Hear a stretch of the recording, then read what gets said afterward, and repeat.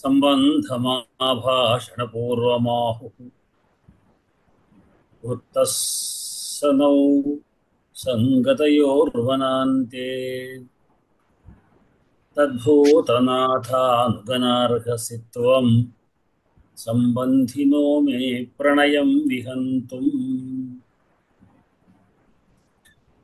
सम्बन्धमाभाषणपूर्वमाहुर्वृत्तस्सनौ सङ्गतयोर्वनान्ते तद्भूतनाथानुगनार्हसि त्वं सम्बन्धिनो मे प्रणयं विहन्तुम् భద్రే గారు చదవండి.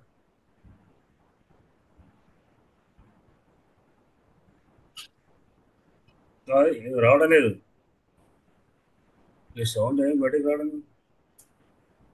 మీరు అన్మ్యూట్లో ఉన్నా రావడం లేదు, మీ మాట వినవడం లేదు. మీరేమిటి, మీకు ప్రాబ్లం ఉంది?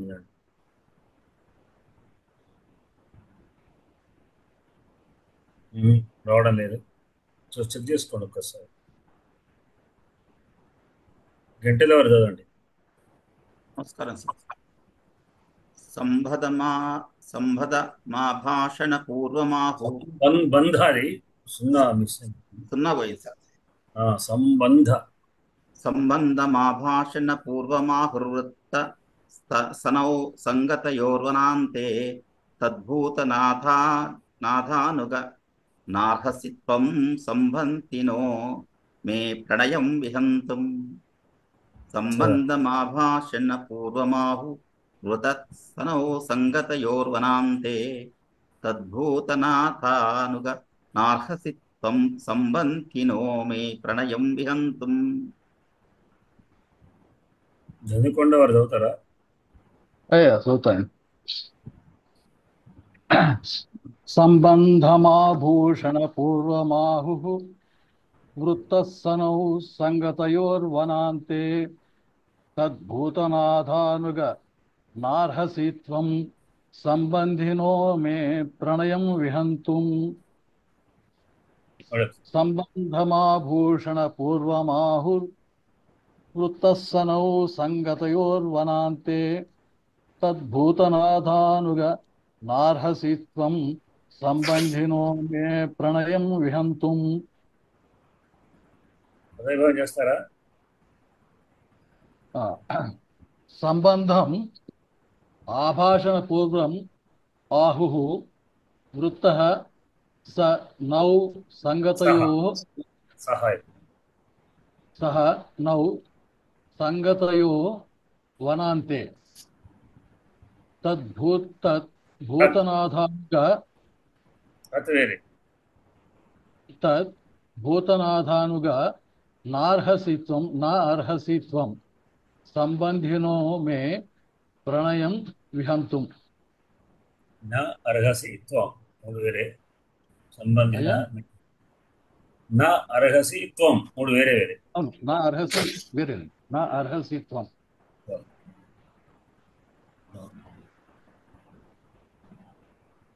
శ్రీదేవి గారు భక్తులు చెప్తారు.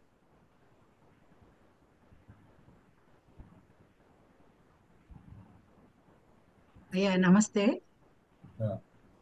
అలాగే అస్మద్ గురుభ్యో నమః.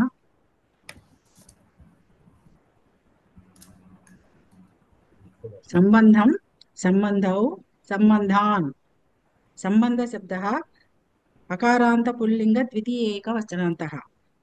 అభాషణ పూర్వం యస్య అభాషణ పూర్వః అభాషణ పూర్వం ఆభాషణ ఇక్కడ అభాషణ ప్రింటింగ్ తప్పుపడింది. ఆభాషణ పూర్వం ఆభాషణ పూర్వం పూర్వం పూర్వౌ పూర్వాన్. ఆభాషణ పూర్వ శబ్దः అకారాంత పుల్లింగ ద్వితీయ ఏకవచనాంతః. ఆహుః ఆహ ఆహతుః ఆహుః प्रथमं परस्मैपदे प्रथम पुरुष बहुवचनान्तः. लट् वर्तमाने लट् परस्मैपदे प्रथम पुरुष बहुवचनान्तः. वृत्तः वृत्तः वृत्तौ वृत्ताः. वृत्तशब्दः अकारान्त पुल्लिंग प्रथमैकवचनान्तः. सः सः तौ ते. तत् शब्दः दकारान्त पुल्लिंग प्रथमैकवचनान्तः.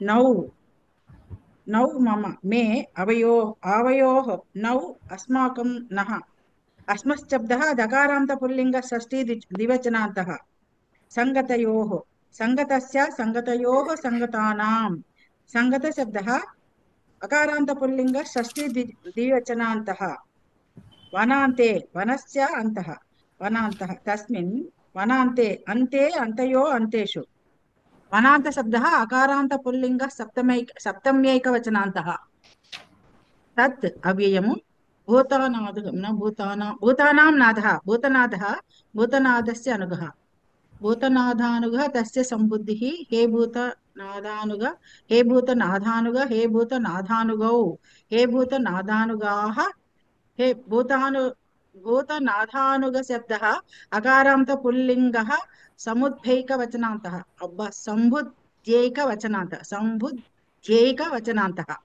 न अव्ययम् सम्बुद्धि एकवचनान्तः न अव्ययम् अर्हसि अर्हसि अर्हतः अर्हथ अर्हपूजाय परस्मैपदी मध्यमपुरुषैकवचनान्तः त्वं त्वं युवां यूयं युष्मश्शब्दः दकारान्तपुल्लिङ्गः प्रथमैकवचनान्तः सम्बन्धिनः सम्बन्धः सम्बन्धिनोः सम्बन्धिनां सम्बन्धिन् शब्दः नकारान्तपुल्लिङ्गः षष्ठैकवचनान्तः मे मे అవయోः మే మమ అని ఇచ్చారు ఇక్కడ మే అవయోः నౌ అస్మాకం అవయోः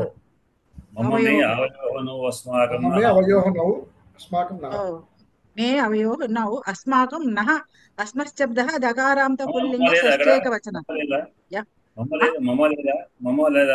మే మే మమ మే అవయోः మే అనేదానికి మమ మే అవయోः అస్మాకం ఓహో అదే నాకు అర్థం అవ్వలేదు मे मम मे अवयोः नौ अस्माकं नः अस्मश्शब्दः दकारान्तपुल्लिङ्गः षष्ठैकवचनान्तः प्रणयं प्रणयं प्रणयोः प्रणयान् प्रणयशब्दः अकारान्तपुल्लिङ्गः द्वितीयैकवचनान्तः विहन्तं तुमन्नन्त अव्ययम् विहन्तं तुमन्नन्तम् अव्ययम्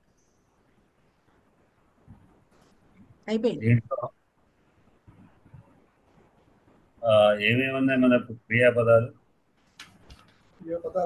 ఆహు ఒకటి ఉందండి ఆహు ఒకటి ఉంది అర్హసి అర్హసి అర్హసి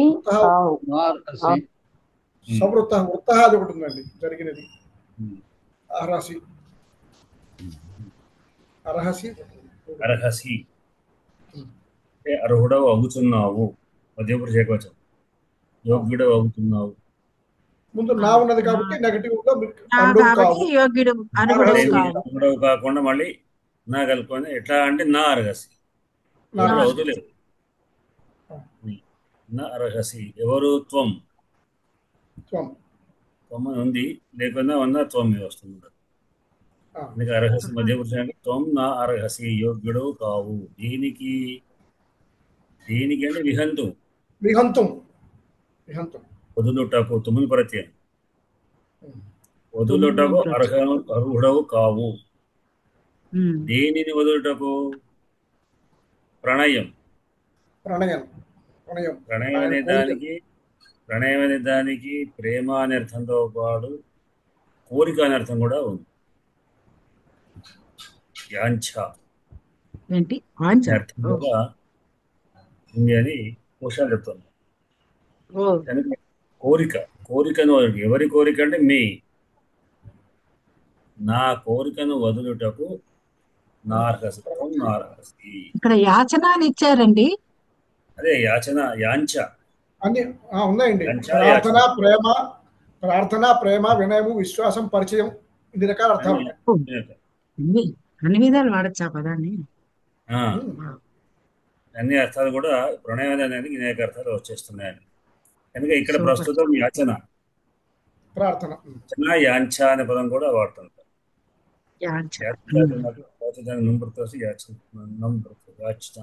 అంటే యాంచ నిజానికి రాస్తే యాచన్య అని రాస్తాము పలకడం మాత్రం యాంచ అని అర్థం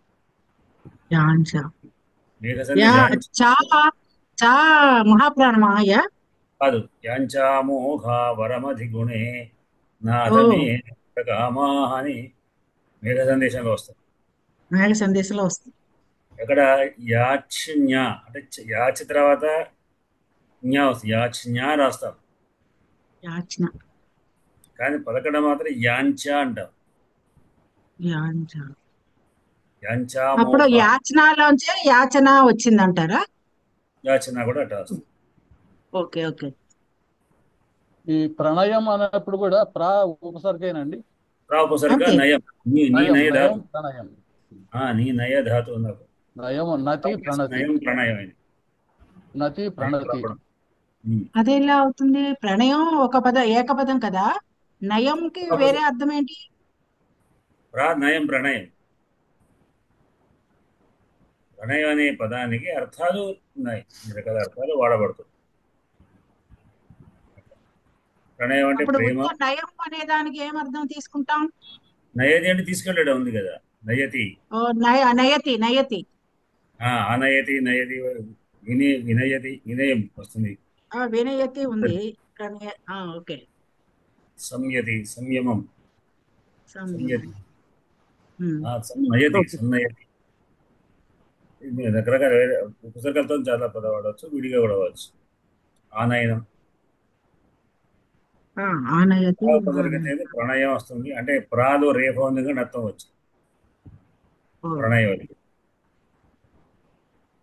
ప్లస్ నయం కలిపితే ప్రణయం. అప్పుడు ప్రా ప్లస్ నయంలో నకారంలో నా రాస్తామా, అప్పుడు నా రాస్తామా? అనా కలిపితే అర్థం. కలిపితే అర్థం వచ్చేస్తుంది. కలిపితే అనా అవుతుంది. మామూలుగా అయితే ప్రా ప్లస్ నయమా? యానము ప్రయాణము లాగా. యానము ప్రయాణము. అటుకువాంగం యవాయేపి అని ఒక సూత్రం ఉంది కౌముదిలో. అటుకుకు వాంగం యవాయేపి అనే సూత్రం ప్రకారంగా పదంలో ఎక్కడ ఉన్నా వ్యవహితం అయినప్పుడు కూడా, అంటే ఆ పదంలో రేఫ ఉండే రేఫకు పరంగను పూర్వంగానే ఉండాలి నియమమేం లేదు. రేఫ కానీ మూర్ధన్య షకారం కానీ ఉంటే ఆ పదంలో ఎక్కడ ఉన్నా అది నకారం కాస్త నత్వం అయిపోతుంది. అందుకొరకే రామేణ అంటారు, కానీ బాలేన శివేన అంటారు. శివస్య శివయో శివానాం, రామస్య రామయో రామాణం అని నత్వం వస్తుంది. రామస్య రామయో రామాణం. దక్షిణాయనం ఉత్తరాయణం. వచ్చి ఉత్తరాయణం. అది కూడా అంతేనండి. ఇక్కడ అయనమే ఉత్తరాయణం అయింది, దక్షిణాయనం అయింది. అవునండి, కరెక్ట్. అదే అక్కడ కూడా ఇదే సంబంధం. ఈ మధ్య ఒక ఎక్కడ వచ్చింది డిస్కషన్. రామాయణం కూడా అంతే. రామ అయనం. రాముని యొక్క అయనం పయనము అంటాము. ఈ నా కొత్తగా ఓకే ఓకే. ప్రణయం మే ప్రణయం నా కోరికను విహంతు వదులుటకు నారహసిత్వం నారహసి. మే అంటే నా యొక్క నేను ఎటువంటి వాడిని? సంబంధిన సంబంధం అస్య స్థితి సంబంధి కలవాడు. అంటే మనం చెప్పుకున్నాం కదా, ఏమిటి అది? ఇది వతు ప్రత్యర్థంలో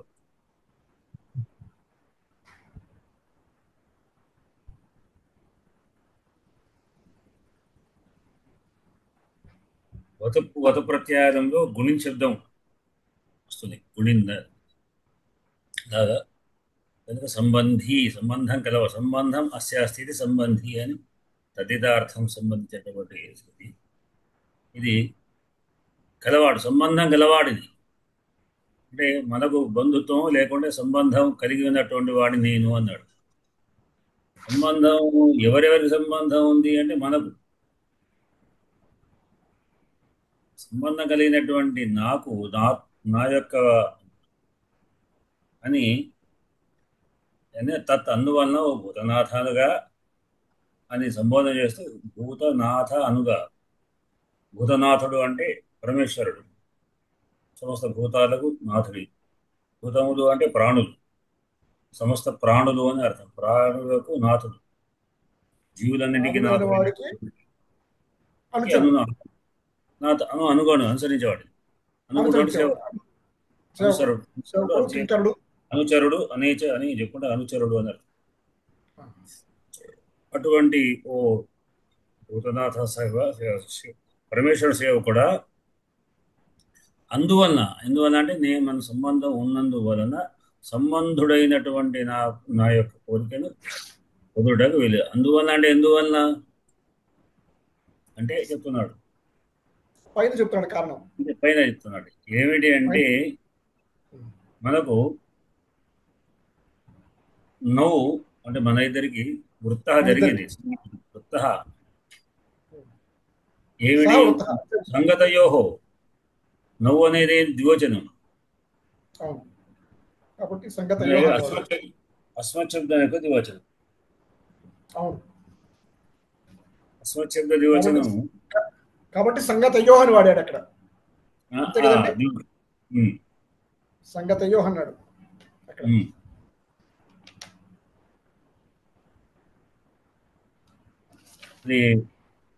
నవ్వు సంగతయో సంగతం కలిగినటువంటి సంగతం సంబంధం అంటే మన ఇద్దరి యొక్క సామీప్యం కలిగినటువంటి మన యొక్క సంగతయోను వృత్త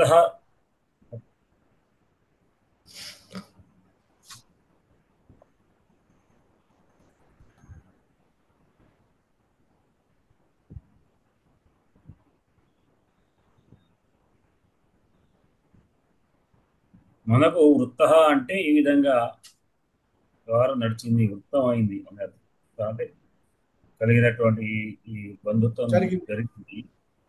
ఏమిటి? మనకు ఎక్కడ వనాంతమందు మన ఇద్దరికి సంబంధం కుదిరింది. ఏ విధంగా సంబంధం అంటే చెప్తున్నారు, ఆహు అంటారు కదా. ఆహు అనే వర్తమాన కాలం కానీ అంటారు అంటే జనరల్గా చెప్పే శబ్దం ఇది. ప్రస్తుతం కూర్చోనడం కాదు, అంటారు అని జనరల్. ఆహు అనేది ఏమంటారు? ఆహు అంటే పెద్దవాళ్ళు అనే అర్థంలో ఏదో శాస్త్రం అనేటువంటి విధంగా ఆహు అనే దానికి మనం కర్త చెప్పుకోకుండా ఆహు అంటే శాస్త్రాలు కానీ మహర్షులు కానీ ఆహు అంటారు. ఏమిటి అంటే సంబంధం. ఆహు సంబంధాన్ని చెప్తారు ఏమని? ఆభాషణ పూర్వం.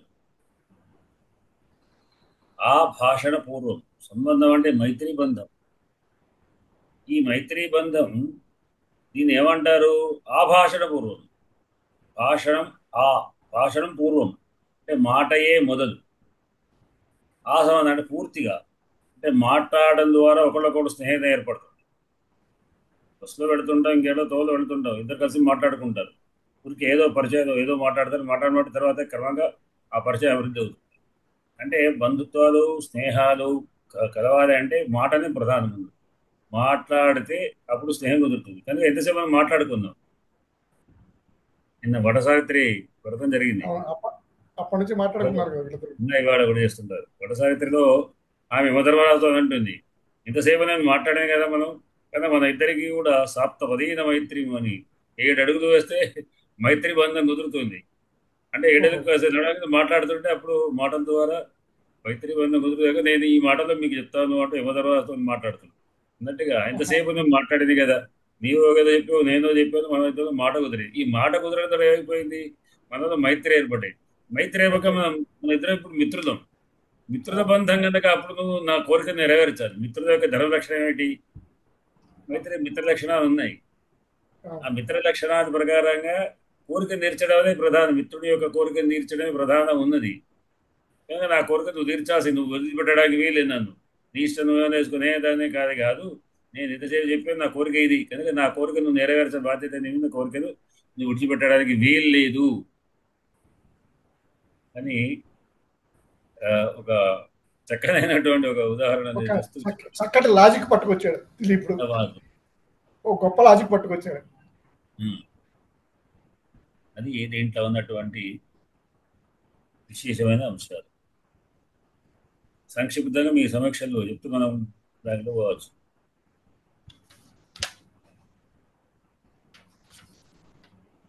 చెప్పండి దనకొండ వారు. నమస్కారం. అసలు నిన్నటి శ్లోకంలో కూడా చాలా అద్భుతమైంది. ఒక ముక్కలో చెప్పాలంటే నేను క్లుప్తంగానే చెప్తా. నిన్నటి శ్లోకంలో ఏమిటంటే, నా శరీరాన్ని కాపాడటానికి నీకంత ప్రేమ కరుణ ఉన్నప్పుడు నా భౌతిక శరీరాన్ని కాపాడక్కర్లేదు, నా కీర్తికాయాన్ని కాపాడు అన్నాడు. అది అద్భుతమైన తాత్వికమైన మాట, గొప్ప సంభాషణ కళ అది. అయితే ఇవాళ ఇంకా అన్ని రకాల తర్కాలు అయిపోయినాయి. ఇప్పుడు స్నేహాన్ని అడ్డం పెట్టుకోవాలి. ఏమంటాడంటే, మనం ఇంతసేపు మాట్లాడుకున్నాం కదా, మన ఇద్దరం స్నేహితులం అయిపోయాం కాబట్టి ఇంతసేపు సంభాషణ జరగబట్టి మనం స్నేహితులం అయ్యాం కాబట్టి నా కోరికని నువ్వు తిరస్కరించడం సరైన విధానం కాదు అని కొన్ని సందర్భాల్లో రూల్ ప్రకారం మాట్లాడటం సాధ్యం కాకపోతే హ్యుమానిటీని అడ్డం పెడతాం, స్నేహాన్ని అడ్డం పెడతాం. అక్కడ చక్కని మాట ఉపాయాన్ని కనబరిచాడు దిలీప్ మహారాజు.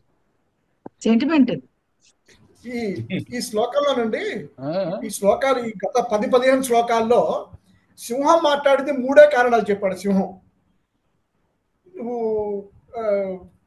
ఎందుకు గోవలిస్తాను మరోటి కారణాలు చెప్పాడు. కానీ దిలీపుడు మాత్రం 1కి 10 కారణాలు చెప్తూ రెండవ కారణం, ఒక కారణం తర్వాత మరొక దానికి మళ్ళా సింహానికి మాట్లాడే అవకాశం ఇవ్వకుండా ఒకదాని తర్వాత ఒకటి గట్టి చక్రబంధం వేస్తూ సింహాన్ని అష్టదిగ్బంధంలో బిగించి తన కోరిక తీర్చేటట్టుగా చేయడానికి నడిపిస్తున్నాడు. చాలా చక్కని సంభాషణ చాతుర్యం మొదటి నుంచి చెప్తూ వస్తున్నట్టుగా దిలీపుడు వైపు నుంచి చాలా చక్కటి అతని క్యారెక్టర్, అతని మాటల్లో ప్రస్ఫుటం అవుతుంది. అద్భుతమైన చరిత్ర గలవాడు, సౌశీల్యం గలవాడు దిలీపుడు. అందుకనే అతను చక్రవర్తి పదానికి అర్హుడు, అతని కోరిక తీర్చడానికి అర్హుడు. నందినీదేవి అంత పరీక్షింది, ఆ పరీక్ష అతను నెగ్గుతున్నాడు. సింపుల్గా అంతే సార్. చాలా చక్కగా అతను చెప్పుకుంటూ వస్తున్నాడు. ఎక్కడ మళ్ళీ మాట్లాడటానికి అవకాశం వినబడుతుందా? ఇప్పుడు మాట్లాడేటట్టు ఉందా? సెటిల్ చేసుకున్నారా? దగ్గర మాట వినరాలే భద్రయ్య గారు. లేదు, రావడం లేదు, మాట రావడం లేదు. ఇక్కడ ఏదో ఫాల్ట్ అయింది. సెట్ చేసుకొని చూడండి. అది రావడం లేదు, మాట వినాల్సలేదు. కడకమారు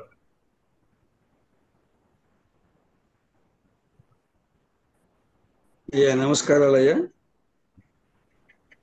సంబంధమాభాషణపూర్వమాహు వృత్తస్సనౌ సంగతయోర్వనాంతే తద్భూతనాథానుగనార్హసి త్వం సంబంధినో మే ప్రణయం విహంతుం. సంబంధమాభాషణపూర్వమాహు వృత్తస్స నౌ సంగతయోర్వనాంతే తద్భూతనాథానుగ ఆర్హసి త్వం సంబంధినో మే ప్రణయం విహంతుం. ఇందాక పాటిబండ్ల వారు చెప్పినట్టు ఈ సంబంధం అనే పదం ఇందులో 3 సార్లు ఉపయోగించుకోవడం జరిగింది. మొదట సంబంధంతో స్టార్ట్ చేశాడు. సంబంధం ఆభాషణ పూర్వం ఆహుహు అన్నాడు. వృత్తః సహ నౌ సంగతయోర్వనాంతే, ఇది కూడా సంబంధమే. మరో రకంగా సంగతయో వనాంతే తద్ భూతనాథానుగా నా ఆర్హసి త్వం సంబంధినో మే ప్రణయం విహంతి. అంటే మనకున్నటువంటి ఆ రిలేషన్, సంబంధం అనేటటువంటి దానికి ఎలా ఏర్పడింది మనం కాసేపు మాట్లాడుకుంటూ ఉన్నాం కాబట్టి ఇప్పుడు మనకు ఇందులో ఎవరికి ఎక్కడ కనిపించినా ఒకసారి ఒక స్నేహితుల్లాగా మాట్లాడతాం. ఎందుకంటే రోజు మనం ఇక్కడ ఏదో ఒక రకంగా సంభాషణతో స్నేహితులు అయినాం కాబట్టి పెద్దవాళ్ళని గౌరవిస్తాం, చిన్నవాళ్ళని అయితే పలకరిస్తాం. ఆ సంబంధం వృత్త అంటే అది అది అలా జరిగింది అని. వృత్త అంటే జరగడం, ఆవృత్తము అని కూడా అర్థం. అంటే ఒకవైపు నుంచే కాకుండా 2 వైపుల నుంచి జరిగినప్పుడే వృత్తం అనే పదాన్ని వాడుకుంటాం మనం. నౌ సంగతయో వనాంతే, ఈ అడవిలో మనం ఇలాగ సంభాషణతో స్నేహితులం అయినాం. పైగా అలాంటి నీవు తత్ భూతనాథానుగా నా అర్హసి, అయ్యా నువ్వు భూతనాథుని యొక్క అనుగా అనుసరించేవాడివి. నీకు ఇది పద్ధతి కాదు. ఇది ఏం పద్ధతి కాదు? మే ప్రణయం విహంతుం, నా యొక్క అభ్యర్థనను చెడగొట్టడం అనేది నీకు పద్ధతి కాదు అని చెప్పి, ఈ రకంగా మనం స్నేహితంగా ఉన్నాం కాబట్టి నా మాటను మన్నించవలసిందే అని చెప్పి అడిగాడు. ఇది నాకు అర్థమైనటువంటి. అయితే నాకు ఇందులో అద్భుతంగా అనిపించిన పదాలు నవ్వు, మే, ఇవి రెండు వేరువేరుగా వాడబడ్డాయి. ఒక చోట నవ్వు అన్నప్పుడు అక్కడ ప్రథమ ఏకవచనాంత, షష్ఠీ ద్వితీయ ఏకవచనాంతగా ఉంది. మళ్ళా తర్వాత మమ మే అన్నప్పుడు షష్ఠీ ఏకవచనాంతగా ఉంది. నవ్వు అనేది మూడు ద్వివచనాల్లో కనబడతాయి. అది మా అమ్మ ఆ నవ్వు అంటే ద్వితీయ, చతుర్థి, షష్ఠి మూడింటిలో కూడా నవ్వు అనేటువంటిది నవ్వు అది అది నహ అది కాస్త చూసుకోవాల్సినటువంటి అంశం. మన అస్వత్ శబ్దం దీంట్లో చెప్పారండి. అస్వత్ శబ్దం రూపాల్లో అందులో మనకి అస్వత్ శబ్దం చెప్పుకున్నాం శబ్దాల్లోనూ అందులో ఉన్నది ఇది. చతుర్థి, షష్ఠి,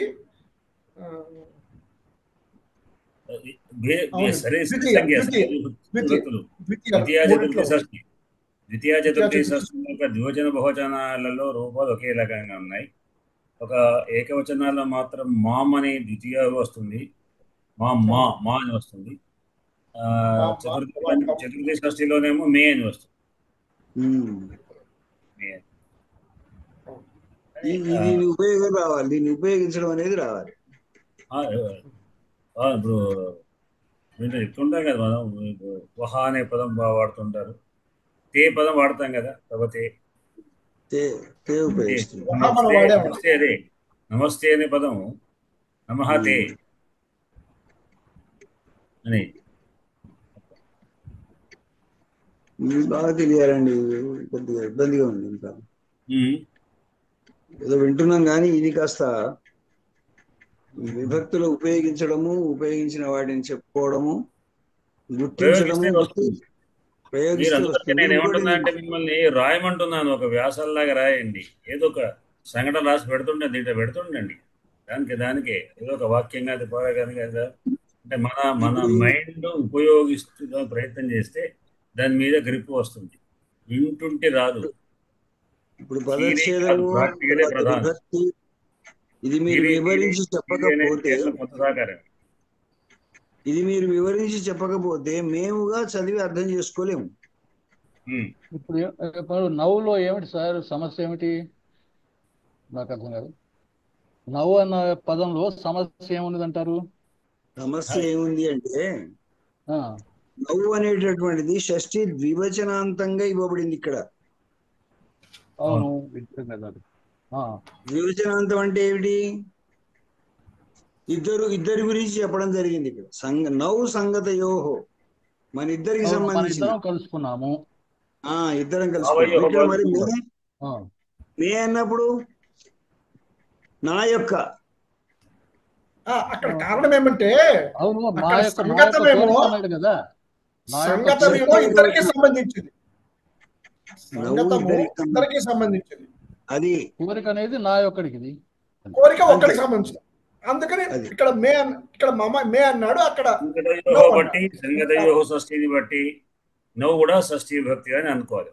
చతుర్థి కాదు, ద్వితీయ కాదు. నవ్వు సంగతయోహ నవ్వు అంటే సాంగత్యం మన ఇద్దరి సాంగత్యం యొక్క అందరికి ఈ సంబంధం అనేది వృత్త మనకు ఈ విధంగా దర్శనాంతమంగా వృత్తం కలిసి జరిగింది మనకు. కనుక సంబంధం అనేది ఆభాషణ పూర్వం అంటారు కదా, మనకు స్నేహం విధంగా కుదిరింది. తత్ అందువలన తీసుకొని భూతనాథానగా. ఇప్పుడు అయ్యా మామూలుగా మనం ఈ పూర్వం అనే పదాన్ని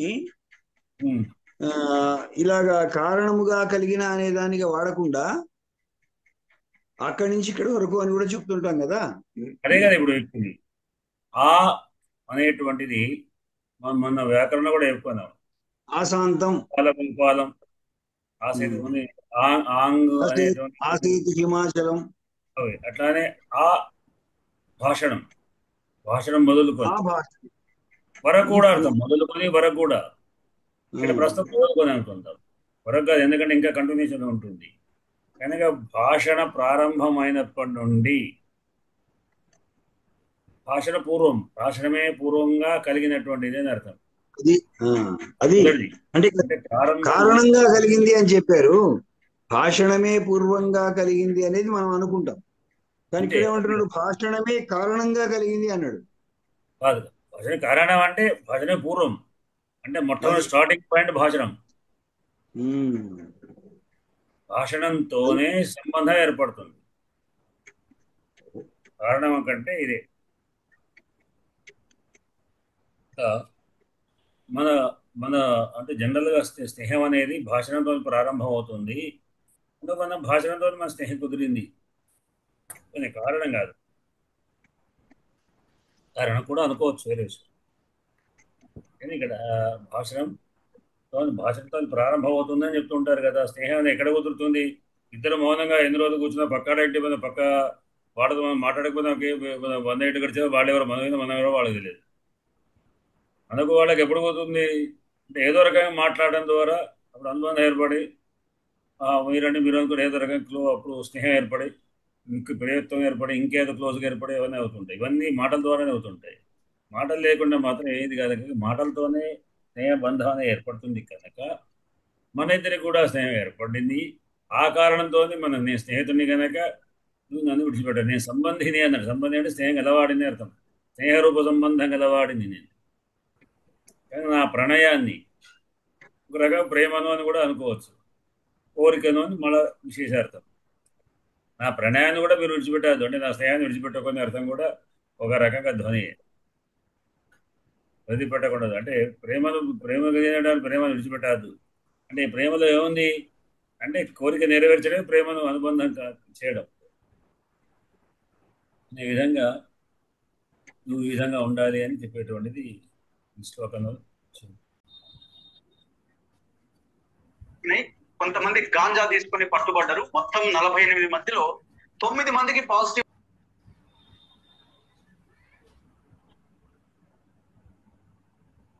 మనం సిద్ధాంత కౌముదిలో మీకు అవగాహన ఎంత అయింది వృద్ధి సంధి గురించి? శ్రీదేవి గారు చెప్పండి.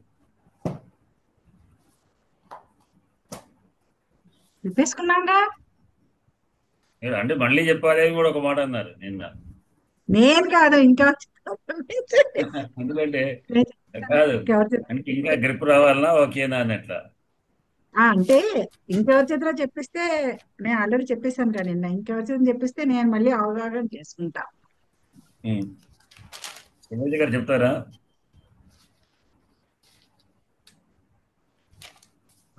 మనం చెప్పుకోవాల్సినటువంటి స్వరూపం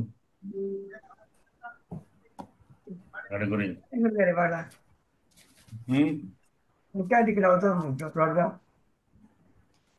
ఇబ్బందిగా ఉందా? ఏదో కార్యక్రమం నడుస్తున్నట్టు అక్కడ. సరే, అరుణ గారు మీరు మాట్లాడేటట్టున్నారా?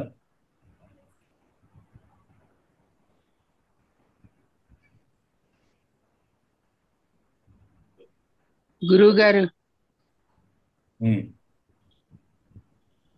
అర్థమైంది గురువు గారు. చెప్పగలుగుతారా? ఇప్పుడు చెప్పలేను గురువు గారు, నీళ్ళు వాటర్ వస్తుంది. సరే, లక్ష్మి గారు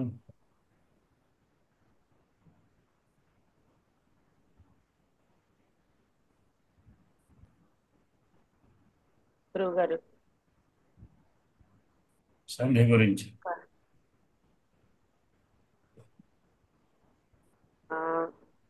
నాకు అర్థమైనంత వరకు చెప్తాను గురువు గారు. సంతోషం. గుణ వృద్ధి సంధులకు అపవాదం పరరూప సంధి అని చెప్పుకున్నాము. అది ఏం పరరూపము?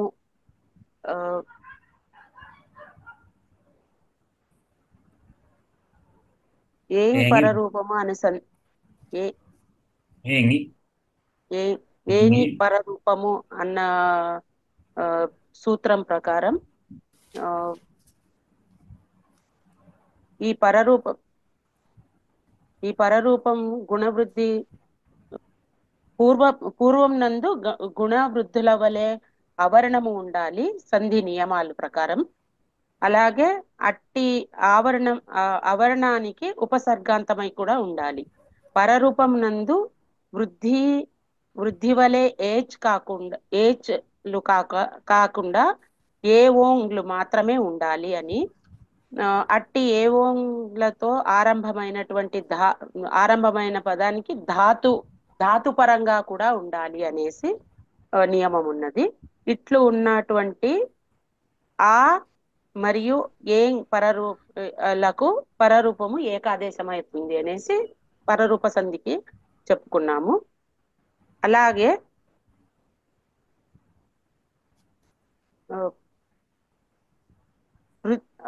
అది మరి అది వృద్ధి సంధి మరి పరరూప సంధిని కూడా ఖండిస్తూ వృద్ధులను ఖండిస్తూ పరరూపం వస్తుంది. పరరూపాన్ని ఖండిస్తూ మరియు వృద్ధి సంధి ఎలా వస్తుంది అంటే దానికి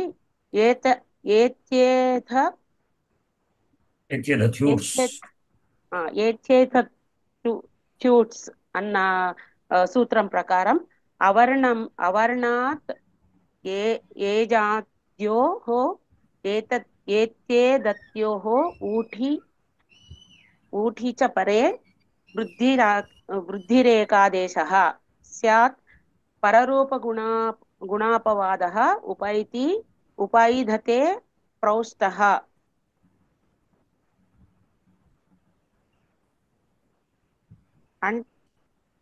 అనేసి వివరణ ఏంటంటే, అవర్ణానికంటే ఏచ్తో ప్రారంభమై ఏధతి ధాతువులు మరియు ఊట్ ధాతువు కూడా పరంగా ఉండగా వృద్ధి ఏకాదేశమై వస్తుంది అని, ఇది పరరూప గుణాలకు అపవాదుగా చెప్పబడింది. వృద్ధి సంధి విశేష నియమాలను ఒకసారిగా పరిశీలిస్తే, సామాన్యమైన వృద్ధి నియమాల వలె పూర్వవర్ణానికి అవర్ణము ఉండవలే అని చెప్పుకున్నాము. అలాగే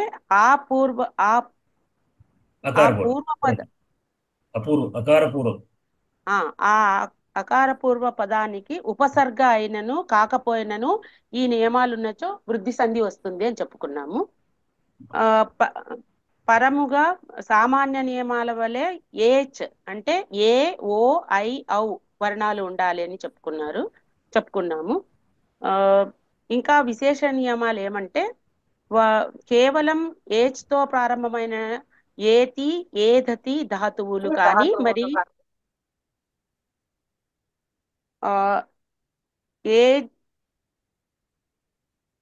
ఏ జాతి కాకపోయినను ఊట్ ధాతువు కానీ పరంగా ఉన్నప్పుడు మాత్రమే ఈ విశేష నియమం ప్రకారం వృద్ధి సంధి వస్తుంది అని చెప్పుకున్నాం.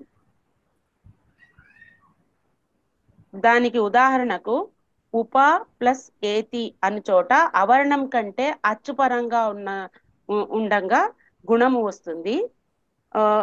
ఆద్గుణ సంధి ప్రకారంగా గుణము వస్తుండగా దానికంటే విశేష నియమం ఉన్నటువంటి వృద్ధిరేచి ప్రకారం సూత్రం 33వ సూత్రం ప్రకారం అవర్ణం కంటే పరంగా కేవలం ఏచ్ ఉంటే చాలు వృద్ధి సంధి వస్తుంది అని చెప్పటం వల్ల సామాన్య నియమం ఉన్నటువంటి వృద్ధి సంధికి అవకాశం ఉంటుంది. కానీ ఈ వృద్ధి కంటే మరింత విశేష నియమాలైనటువంటి అవర్ణాంతమైనటువంటి ఉపసర్గ పూర్వ పదంగా ఉన్నప్పుడు ఏంగ్ అంటే ఏ ఓ అనే అక్షరాలతో ధాతువు పరంగా ఉన్నచో పరరూపం వస్తుంది అని, తర్వాత ఏం పరరూప సూత్ర ప్రకారంగా దాని విధానాన్ని అనుసరించి పరరూపం వస్తుండగా నియమాన్ని అనుసరించి వృద్ధి సంధి కూడా వస్తుంది. ఈ వృద్ధి సూత్రములు ఏతదత్యూట్స్ ప్రకారంగా పూర్వమందు గల ఉపపదం అందువల్ల పరరూపంగా ఉన్నది. ఏతి ధాతువుకు సంబంధించినదైనందువల్ల పూర్వోక్త గుణవృద్ధి పరరూపములను ఖండిస్తూ వృద్ధియే వస్తుంది. ఏ వృద్ధి రావాలి అంటే స్థానాంతర తమ సూత్ర ప్రకారంగా స్థానం సామాన్యమైనటువంటి ఐకార రూపం వచ్చి వృద్ధి వచ్చి ఊప్ ఐతి ఊప్ ప్లస్ ఐతి ఉపైతి రూపము సిద్ధిస్తుంది. ఇంతవరకు చెప్పగలను. బాగుందమ్మా, మొత్తం మీకు అర్థమైంది అనే విషయం తెలుస్తుంది. ఎందుకంటే చెప్తుంటే మీకు ఎంత అర్థమైంది ఏమిటి అని తెలుస్తుంది. ఇప్పుడు కనుక ఏదో రకంగా చెప్తూ ఉండాలి, తప్పులో చెప్పాలి, ఎప్పుడో సంవత్సరం లేకుండా అందరూ కూడా చెప్తుంటే ఏమవుతుందంటే ఒకటి తప్పుని సవరించుకుంటే మనకు క్లియర్ అయిపోతుంది. నేను చాలాసార్లు చెప్తూ ఉంటా, తప్పు వాడినా పర్వాలేదు, తప్పు వాడితే ఇంకా మంచిదే అని. తప్పు వాడడం ద్వారా మరొక మంచిదే అని వాడు అడ్వర్టైజ్ ఇచ్చినట్టుగా తప్పు వాడడం ఏమవుతుంది అంటే అది కాదు ఇది అని మనం చర్చ జరుగుతుంది. దాని మీద జరగడం ద్వారా మన మైండ్లో ఇంకా కరెక్ట్ అయిన పదం ఇంకా మళ్ళీ ఎప్పుడూ అది తప్పు పడదు, దాని మీద మనకు బాగా దృష్టి పడుతుంది. ఈనాటి చర్చ జరిగింది ఇక్కడ తప్పు కాదు నాకు ఏ విధంగా తెలిసింది అనే విషయం తెలుస్తుంది. కనుక చక్కగా చెప్పడానికి ప్రయత్నం చేయాలి. ఈ మధ్య వెంకటేశ్వరరావు గారు మళ్ళీ ఒకసారి మనం అభ్యర్థిస్తున్నాను, మీరు మాట్లాడతారా?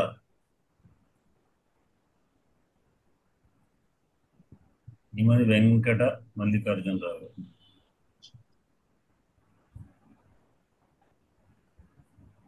వారు క్లాసు వింటున్నారు కానీ దాదాపు నాకు రెస్పాన్స్ ఎక్కువ వాళ్ళ నుంచి వస్తుంది. ఎందుకంటే అందరినీ పలకరించాలనే దాంట్లో నేను కోరుకున్నాను అందరినీ కూడా. సరే మనం ముందుకు వెళదామా? ఇంకా దీని తర్వాత ఇప్పుడు ఇంకా దీని మీద ఏమైనా నేను చెప్పాల్సిన అవసరం ఏం లేదు కదా. వాటిపడేవారు తర్వాత ఏముంటుంది మనకు తర్వాత ఏదైతే చూసి అయిపోతే నెక్స్ట్ పాదు హోఢో ఢై షై శేషు విశేష వృద్ధులు ఉన్నాయి. విశేష వృద్ధులు ఉన్నాయి. అవును.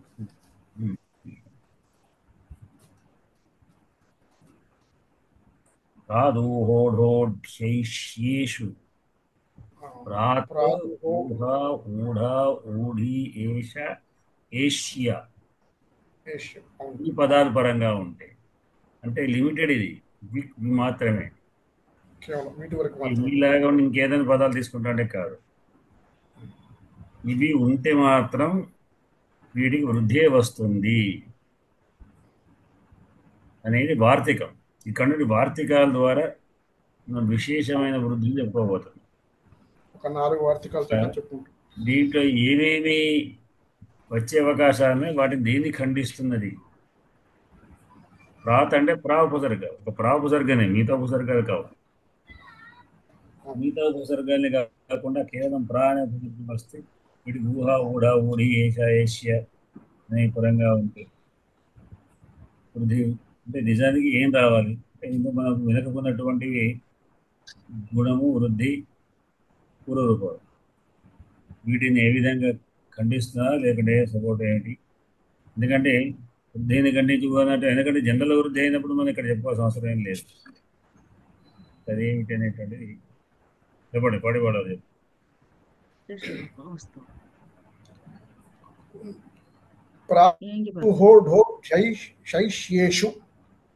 ఇందులో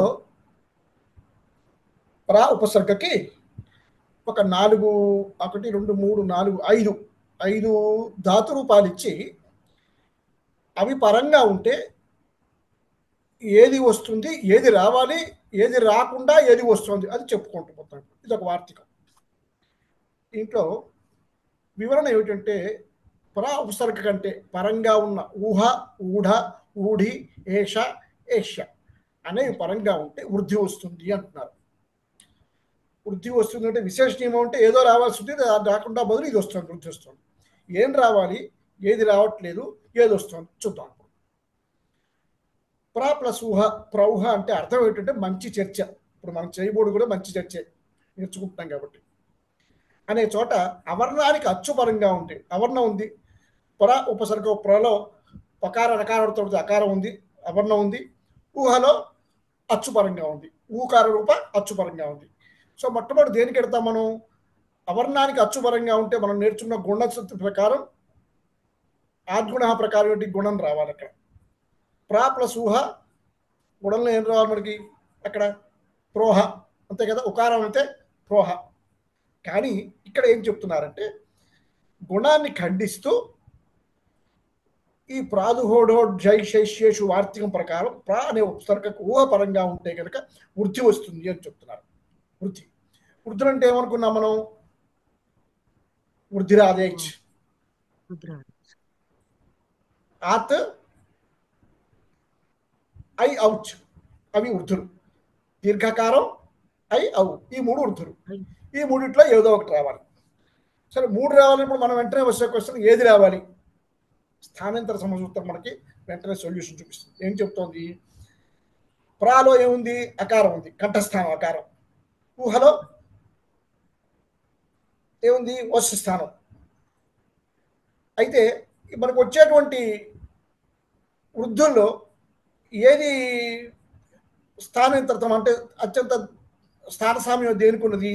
కంఠోపజన్యటువంటి ఔకారానికి స్థానసామ్యం ఉంది కాబట్టి ఔకారం వచ్చి ప్రా ప్లస్ ఊహ, ప్రౌహ అన్న రూపం సిద్ధిస్తుంది. ఇది ఈ సూత్రం చెప్పేటువంటి, ఈ సూత్రంలో మనం ఈ రకంగా రూపసాధన చేసుకుంటాం. అయితే ఇక్కడ మనం ముందు ఉదాహరణ చెప్పుకున్నాం, తర్వాత విశేష నియమాలు చెప్పుకుంటున్నాం. ఈ విశేష నియమాల్లో ఏమిటి? సంధి వార్తికంలో ఏం చెప్తుంది? ప్రా ఉపసర్గ కంటే ప్రత్యేకంగా ప్రా ఉపసర్గ గురించే చెప్తున్నారు ఇక్కడ. ప్రా ఉపసర్గకి పరంగా ఉంటే వృద్ధి వస్తుంది అని చెప్పుకున్నాం. ఇందులో భాగంగా ఉదాహరణకు ప్రా ఊహకి పరంగా ఉంటే ప్రౌహ అని చెప్పుకున్నాం. ఇంకా మిగతా ఉదాహరణలు ఏముందో అంటే ఈ చెప్పినటువంటి 5 పదాలు ఉన్నప్పుడు మాత్రమే, ఈ 5 ధాతు రూపాలు ఉన్నప్పుడు మాత్రమే, దాని ముందు ప్రా ఉపసర్గం ఉన్నప్పుడు మాత్రమే ఈ విశేష నియమం, ఈ విశేష వృత్తి వస్తుంది. అంటే దీనికి మాత్రమే లిమిటెడ్ మనం చెప్పినటువంటి కండిషన్ ఇది ప్రధానం. దాని తర్వాత ప్రా ప్లస్ ఊఢ, ప్రౌఢ. తర్వాత ఏమిటి పదం? ప్రౌఢ. ప్రా ప్లస్ ఊఢ. ఇక్కడ కూడా అంతకుముందు చెప్పుకున్నట్టే పకార రకారోత్తర అవర్ణం ఉంది, అవర్ణానికి ఊకార రూప అచ్చు ఉంది, ఊఢలో ఊకార రూప అచ్చు ఉంది. కాబట్టి అచ్చుకి అకారానికి అచ్చుపరంగా ఉంటే, అవర్ణానికి అచ్చుపరంగా ఉంటే గుణం రావాలి మొట్టమొదటి చెప్పడం. అయితే గుణాన్ని ఖండిస్తూ ఇక్కడ వృద్ధి విశేషమైనటువంటి నియమంతో వృద్ధి వస్తుంది. విశేష నియమ వృద్ధి అంటే ఇక్కడ ప్రత్యేకంగా ఈ 4 పదాలు ఉన్నప్పుడు మాత్రమే వస్తుంది. కాబట్టి 5 పదాలు ఉన్నప్పుడు విశేష వృద్ధి అని చెప్పి అనుకుంటున్నాము. విశేషం నిజానికి ఈ విశేషం అన్న పదం మనకి పాణిని చెప్పిన దాంట్లో లేదు. ఇది మన అవగాహన కోసం, మన జ్ఞాపకం ఉండటం కోసమని మనం ఉపయోగించుకునేటువంటి పదం. కాబట్టి దాన్ని అంతవరకు మాత్రమే తీసుకుందాం. ప్రా ప్లస్ ఊహ, ప్రౌఢలో ఈ ఇంతకుముందు అనుకున్నట్టుగానే ఊకార అకారం ప్రాలో అకారం కంఠస్థానం, ఊఢలో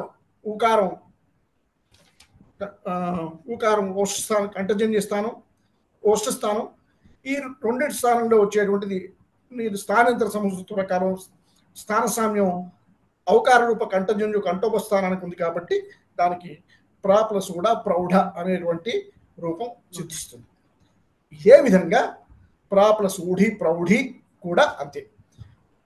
ఊహ, ఊఢ, ఊఢి ఈ మూడిటికి ఒకే రకమైనటువంటి స్థానసామ్యం ఉంది. కాబట్టి ఈ మూడిట్లో పరంగా వచ్చేటువంటి వర్ణం కూడా ఒకటే వస్తుంది, మనకి సులభంగానే అర్థమై ఉంటుంది. దీని తర్వాత రెండు శబ్దాలు ఉన్నాయి. ప్రా ప్లస్ ఏష, ప్రేష, ఐష, ప్రైష్య. ఈ 2 రూపాలు ఉన్నాయి ఇక్కడ. ఇక్కడ ఈ ప్రా ప్లస్ ఏష, ప్రేషణే, మర్దనే అనే పదం ఉంది.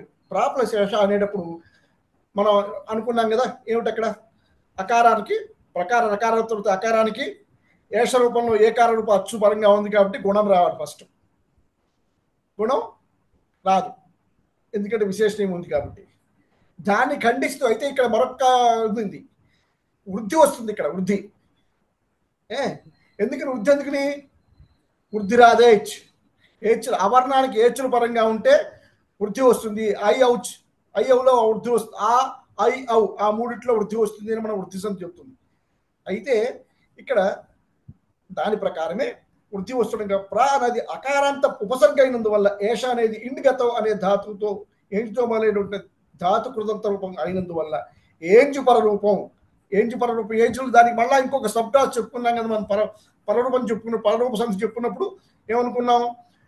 వృద్ధిని గుణాన్ని కాదని వృద్ధిని కాదని పరరూపం ఏంజు ధాతువుల్లో ఉంది కదా. అది ఏ ఓలు ఉన్నప్పుడు అందుకని అయితే ఏం జాతు ఉండేటువంటి రూపం ఉంది కాబట్టి అక్కడ పరరూపం రావాలి. కానీ ఈ పరరూపాన్ని కూడా ఖండిస్తూ ఇక్కడ ప్రత్యేకమైనటువంటి సూత్రం ఉంది కాబట్టి ఇక్కడ ప్ర ప్లస్ ఏష అనే రూపం సిద్ధించేటప్పుడు విశేష నియమం ప్రకారం వృద్ధి వస్తుంది అని ఇక్కడ వార్తికంలో చెప్పారు. కాబట్టి ప్ర ప్లస్ ఏష ప్రైష అనేటువంటి రూపం సిద్ధిస్తుంది. ఇక్కడ ప్రా ప్లస్ ఏష ప్రైష. అవునండి, ప్రైష. వృద్ధి అంటే అయ్యే కదా, అయ్యే వచ్చలే కదా వృద్ధి వచ్చేది, కాబట్టి అయ్యే రావాలి అక్కడ. ప్రైష ప్రా ప్లస్ ఏష ప్రైష అవుతుంది అన్న ఇదే సిద్ధి వస్తుంది అక్కడ. కాబట్టి మళ్ళా దీనికి వృద్ధి ప్రకారం స్థాన సామ్య ప్రకారం ఏకారం ఉంది, అకారం ఉంది, ఏషహలో ఏకారం ఉంది కాబట్టి రెండుకి సంస్కృతి ఐషహ ఉన్నది కాబట్టి అకారం, కాబట్టి ప్రైషహ అనే రూపం అక్కడ సిద్ధిస్తుంది. అలాగే దీనిలాగానే ఏష్య ప్రా ప్లస్ ఏష్య ప్రైష్య అది కూడా ప్రా ప్లస్ ఏష్య ప్రైష్య అనేటువంటి రూపం అక్కడ కూడా అదే విధంగా సిద్ధిస్తుంది. ఇందులో కూడానే ఇంతకుముందు అనుకున్నట్టుగానే గుణం రావాలి. అవర్ణానికి అచ్చుపరంగా ఉంది కాబట్టి గుణం రావాలి, గుణం రాదు. అవర్ణానికి ఏచుపరంగా ఉంది కాబట్టి వృద్ధి రావాలి, వృద్ధి రాదు. ఏంచు పరంగా ఉంది కాబట్టి గుణానికి అవర్ణానికి ఏంచు పరంగా ఉంది కాబట్టి పరరూపం రావాలి. అయితే ఇక్కడ విశేష నియమం ఉంది.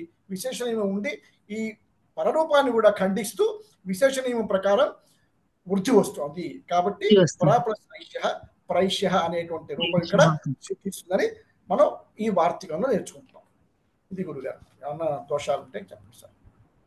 కరెక్టే, కరెక్ట్.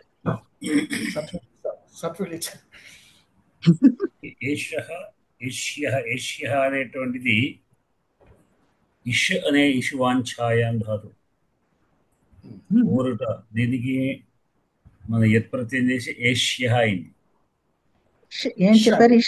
కోరదగినది అని అర్థం. వేష్య అంటే విశిష్టంగా కోరదగింది.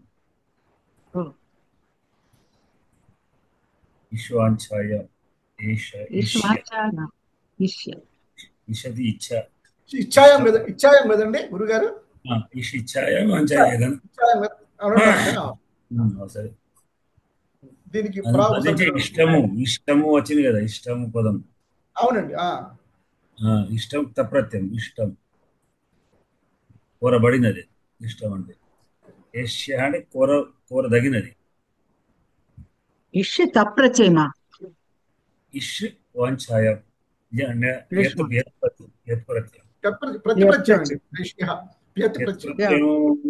అంటే దగినది అనే అర్థంలో ప్రత్యయం వాడతారు. యోగ్య అనే అర్థంలో కర్తుం యోగ్య కార్య. అట్లానే ఏదైనా పఠ్యము పాఠ్యము ఖాద్యం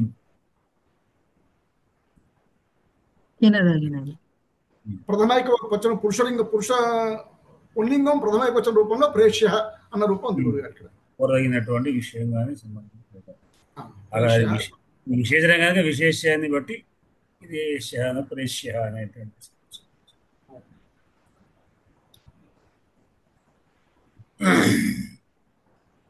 ఇప్పుడు అంటే దీనికి మీకు అర్థమైంది కదా. ఇంకా ఉండదు అంటే ఇది విశేషమైనటువంటి నియమాల్లో వచ్చేటువంటి వృద్ధి. దీని నుంచే ప్రౌఢము ప్రౌఢిమ అనే పదం కూడా వాడుతుంటారు. ప్రౌఢ వ్యాకరణం లాంటి పదాలు. ప్రౌఢుడు యవ్వనము, ప్రౌఢత్వం అనే పదాలు. ప్రౌఢ నాయిక, నవోఢ ఊఢ, నవోఢ అన్నాం కదా. నవోఢ. నవోఢకు కొత్త లేదు. పెళ్లి కూతురు ప్రౌఢ లేదు. నవోఢ సేమ్ ఊఢనే, ఇది కూడా ప్రౌఢ. నవోఢలో మాత్రం నవ పదం ఉంది కదా, నవోఢ అక్కడ రాలేదు. రాలేదని చెప్పడానికి ప్రస్తావించారు మీరు. ప్రాక్ మాత్రమే చెప్పబడేది కనుక అదే ఇక్కడ ఉపసర్గ లేదని అది చెప్పారు. ఉపసర్గ లేదు, లేదా ఉపసర్గలో కూడా కేవలము ప్రా అనే దానికి మాత్రమే మనం చెప్పింది, అని ఉపసర్గలు కాదు. అదే ప్రాలేదు, ఓడా ఉన్నా కూడా ప్రా లేనందువల్ల ఇది దీనికి వర్తించదు అని చెప్పారు.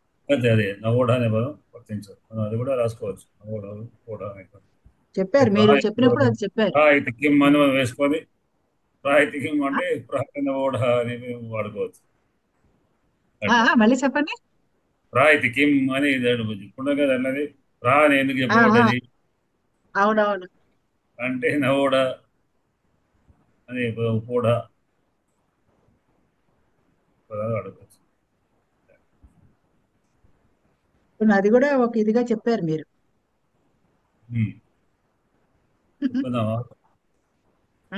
చెప్పారు.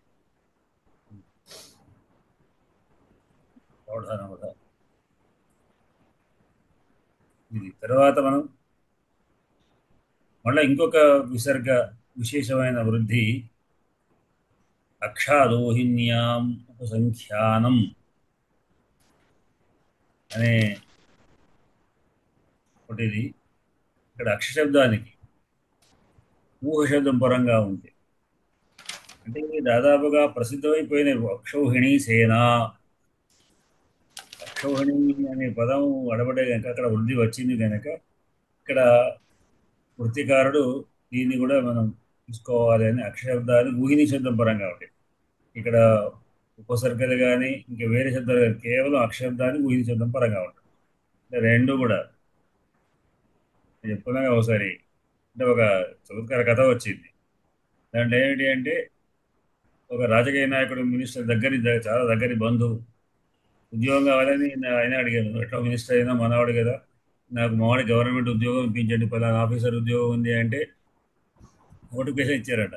ఏమిటి అంటే ఈ ఊరు గల వ్యక్తే ఉండాలి, ఈ పేరే ఉండాలి, ఈ ఇంటి పేరే ఉండాలి, ఇటువంటి వాళ్ళకి మాత్రమే ఉద్యోగం ఇస్తామని నోటిఫికేషన్ రూల్స్లో. ఈ సర్టిఫికేట్ ఉండాలి, ఇవి ఉండాలి, అవి ఉండాలి అంటే అటువంటి పేరు కదా ఇంకోటి అప్లై చేశాడు. వీడు పొరపాటు చేయలేదు, వాడికి ఉద్యోగం వచ్చింది. అప్పుడు పుట్టుమచ్చలు చెప్పాలేమోనండి. మోలాన్ రైట్ పామ్ మోలాన్ ఇలాంటి సంఘటనలు జరిగినటువంటి కొన్ని చెప్తుంటారు, నిజమో కాదు కానీ ఏంటంటే ఉద్యోగం వస్తే ఏమిటంటే అడ్రస్లో పొరపాటు పోస్ట్ మీద ఇంకోటికి ఇచ్చారు, ఒకేలాంటి పేరు కలిగినటువంటి వాడు.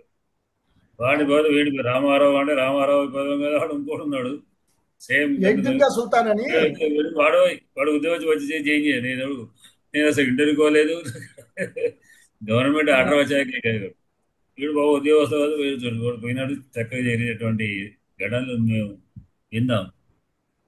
యగ్దింకా సుల్తాన్ భంపుడు కాబట్టి రామగోపాల్ బరాగో గారిది అనుకుంటానండి. ఒక నాటకం ఉంది యగ్దింకా సుల్తాన్ అని చెప్పారు, ఒక నాటకం. అందులో సేమ్ ఇదే ఒకటి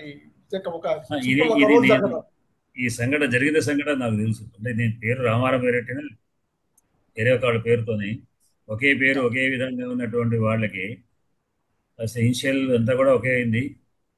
పెడితే పోస్ట్ మ్యాన్ వాడు పొరపాటు పోస్ట్ మ్యాన్ అక్కడ ఇచ్చేస్తే చక్కగా ఉద్యోగం చేశాడు, రిటైర్ అయినాడు నుంచి.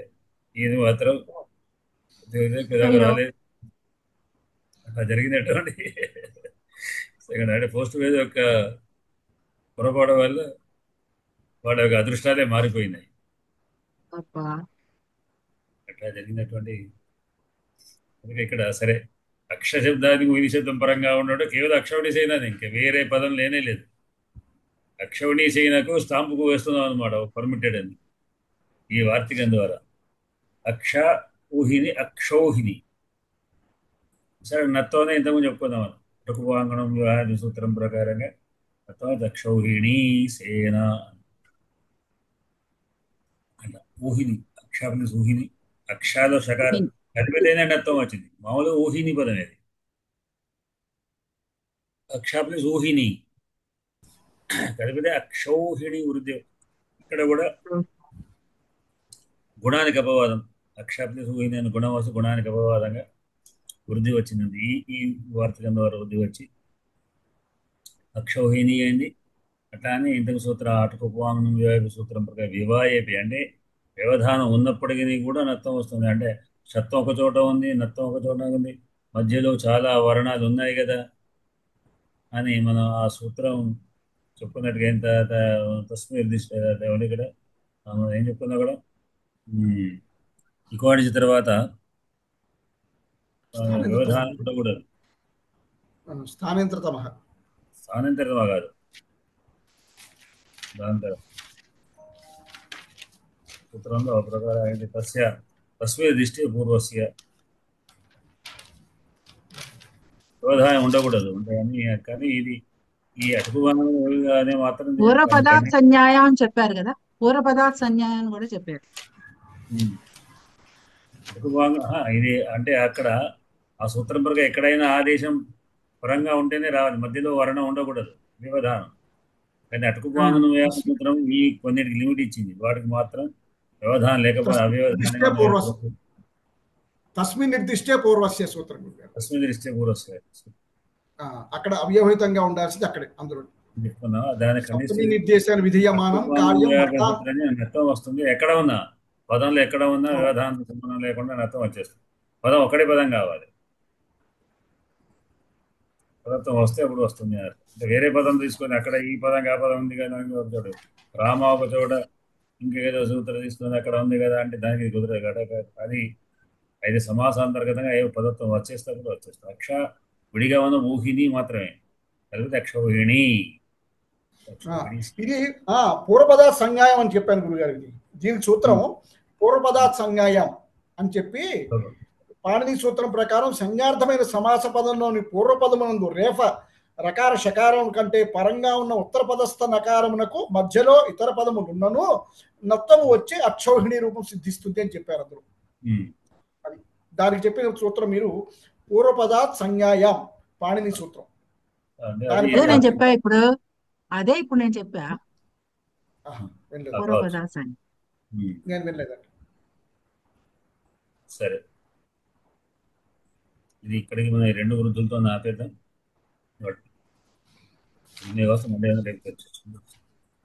ఇది మళ్ళీ రేపు చెప్పాలా?